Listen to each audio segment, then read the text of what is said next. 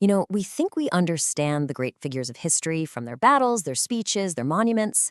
But what if the real secret to understanding one of the 20th century's most important leaders was hiding in plain sight, right on his personal bookshelf?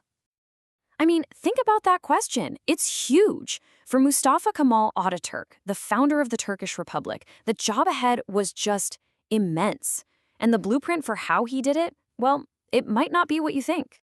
See, what we're diving into here is based on this massive project to catalog every single book Atatürk ever owned and read.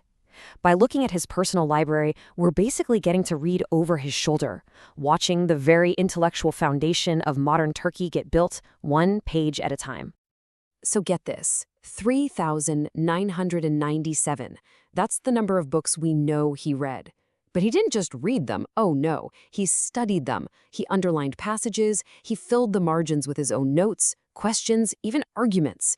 This wasn't some collection to look impressive. This was a workshop for building an entire nation.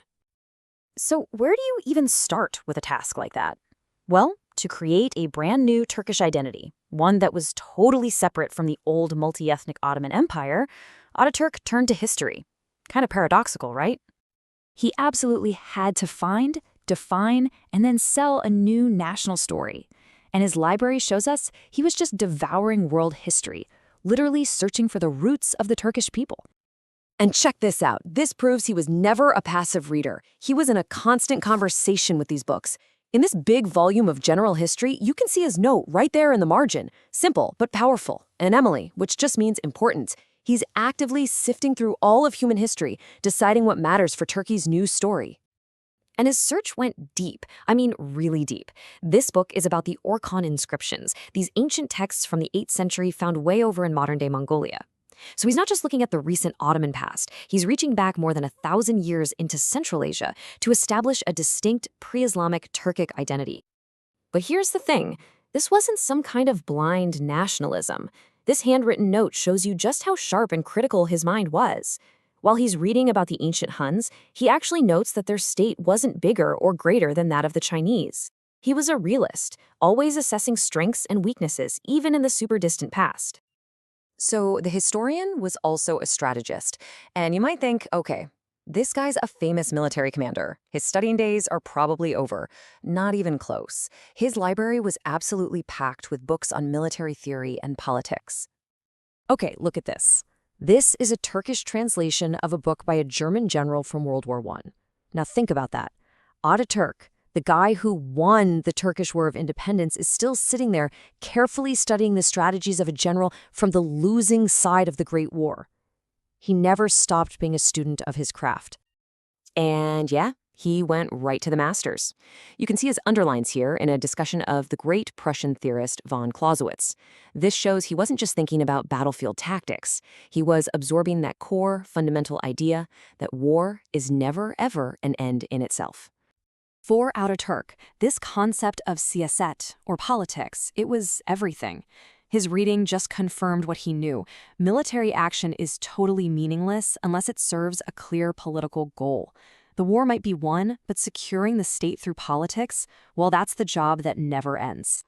But if you're picturing a library that's just all history books and dense military manuals, you are profoundly mistaken, because this is where we find the soul of the nation he was trying to build.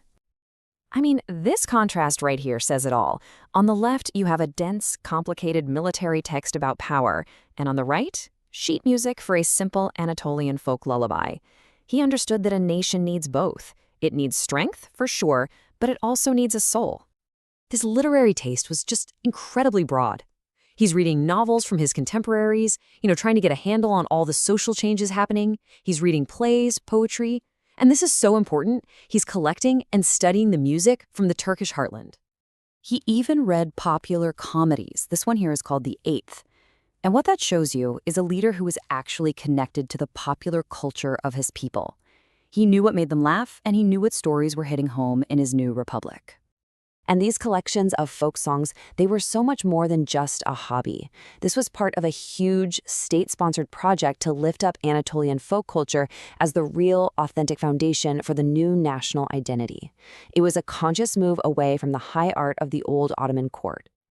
So, when you step back and you look at this library as a whole, a complete picture of the nation builder just snaps into focus. It wasn't just one interest. It was how he brought all of them together. It's all right there on the shelves. You see the historian digging for a national story, the strategist learning how to secure its future, the cultural architect shaping its very soul, and the thing that connects them all, the lifelong learner whose work was truly never, ever done.